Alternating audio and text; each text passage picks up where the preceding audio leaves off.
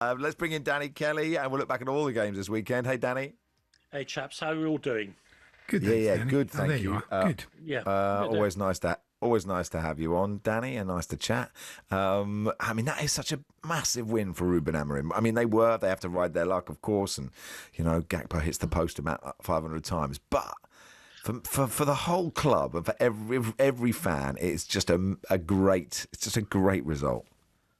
Look, yeah,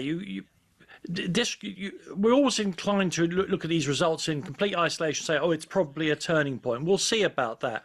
But just as you say, given their rivalry with Liverpool and the fact that Liverpool are champions, it was a fantastic win for Manchester United. And what was, unless you're a Liverpool fan and banging your head off the wall, a really, really good game. Both sides played really well.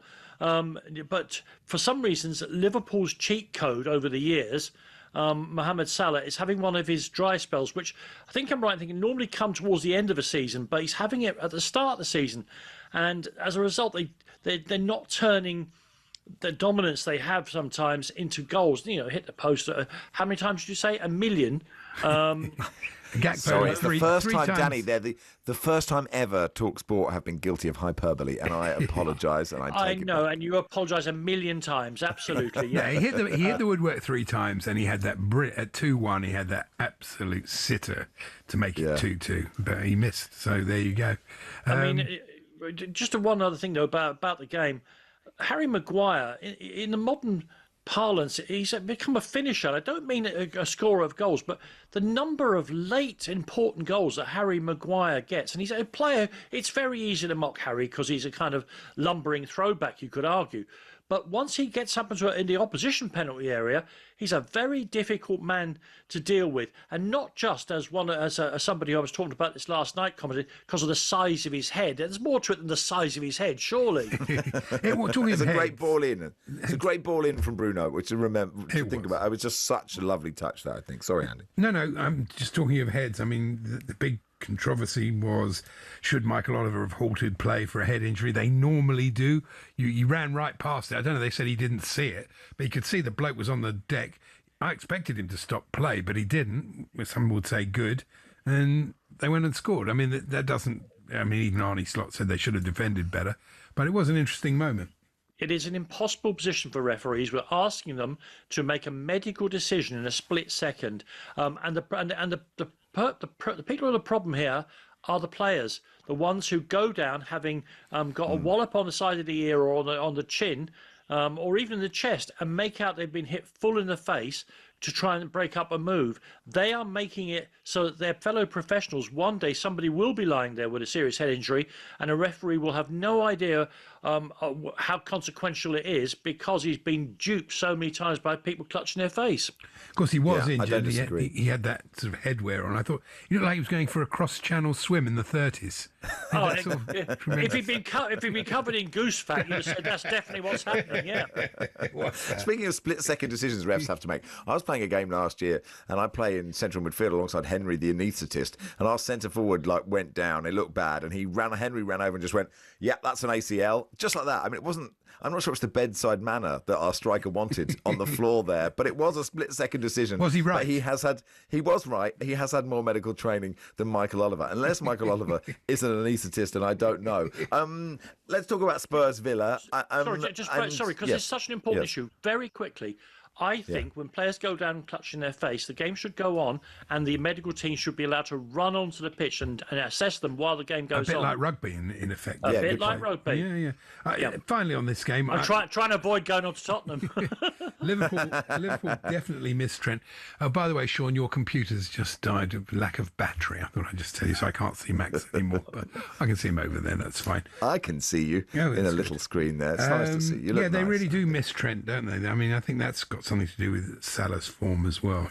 Yeah, the switch of fullbacks to try and change 2 championship-winning fullbacks in one close season. It was always going to be tricky. And where it's tricky is that it keeps getting... Virgil van Dijk isn't quite linked in with them all yet, and he keeps getting dragged out of position for what has been the best defender maybe in world football over a decade. To watch him sometimes now getting in some very, very uncomfortable waters wide of his own goal. It's not what we're used to, not what we're used to at all. Eagle-eyed people may have spotted sports reporter Alison Bender on the Liverpool bench. I think it was Alison Becker maybe, but not Alison Bender. I couldn't work that out at all. She was on the bench. Let's move on. Yes, we're going back chronologically, so we do have to do Tottenham, I'm afraid, Danny. Tomo says, as an avid Spurs fan and lover of the NFL, I've been to Spurs many times. I don't go as often as I once did. With that in mind, as I returned home from the game yesterday, I realised that since I last saw a Spurs win live in the new place, I've seen the Minnesota Vikings win there twice. Yeah. Yak it up, the pair of you, and it's a real old laugh, isn't it? The truth is, this famous stat is now a calendar year. They've won 3 home games. More importantly, of the teams who have been continuously in the Premier League over that year, they have the worst home record of all. And sooner or later, that will get you into trouble, obviously. I don't know what it is. I sense in this week, every game is different, but this week Spurs were over defensive. They don't need 2 midfield holders for home games. I also think their forward line is lightweight comparative to so many of the forward lines we see now in the Premier League. It still took Aston Villa 2 worldies to beat them, but that's not a surprise. One of the themes of this weekend this season is how difficult it is to score goals from open play in the Premier League. It either has to be a set piece or an absolutely astonishing piece of individual skill, or in the case of Aston Villa, their second goal, 3 astonishing pieces of individual skill. I thought it was a shame at the end that Porro couldn't put Kolo Muani in for a one-on-one with Martinez. It would have been a perfect reprise of their World Cup moment, but it didn't happen. It was a poor ball from him. But you two talk about that Villa goal. And we obviously analyse so much about football and managers and coaches and blah. And we spend very little time talking about just how good they are at kicking the thing. And the way Matty Cash struck that ball, and he's not the great, he's a good Premier League right back. But look at him. God, they're really... I don't know how searing this analysis is. They're good at kicking it. I got to take a little bit of blame for this, because on my Spurs podcast in the preview of the game, I was particularly unkind about Matthew Cash. Spurs fans don't like him. Paul's got a thing about him as well. No, of course. Well, he's wrecked 2 of our players. 2 of them actually. But of course, so the gods of football, they're going to say, right, Danny, here we go, and that pass, Zinedine Zidane would have thought, wow, I won't try this, it's too difficult. It still has to be brought down out of the air by a ballet dancer and then passed to a person who can curl the ball like someone who's bowling outswing headingly. It was an incredible goal, and it sickened me to my gizzard.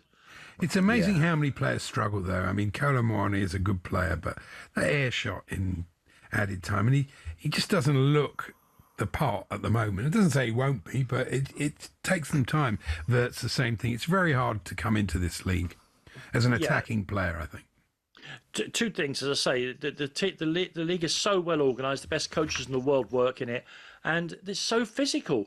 In the last 2 years, the Premier League has replaced Liga and possibly a Championship as the most physical league in the world. We are great big players running at massive speed. It's an incredible sight these days. And I think you're right. Christian Wirtz is finding it, isn't he? That you don't get that even a quarter of a second to do what you were doing so successfully in the Bundesliga, because some big lunk is on top of you like a raptor. Takes time. Yeah. A quick one from Fulham and Arsenal. It was a classic what champions-elect have to do. It was a difficult place to go. They made the point that in the previous 2 seasons they'd dropped points here. They won 1-0 from a set play. That's what Arsenal do. You can't knock it. And it's looking like their year. And Andy, it's even more than that. Most of Arsenal fans of my vintage are literally warming their hands on this team, because yes, the Wenger years, what they've gone back to here is incredible, powerful team, defensively solid and scoring from set pieces. It's George Graham Part 2. They're loving it, absolutely loving it.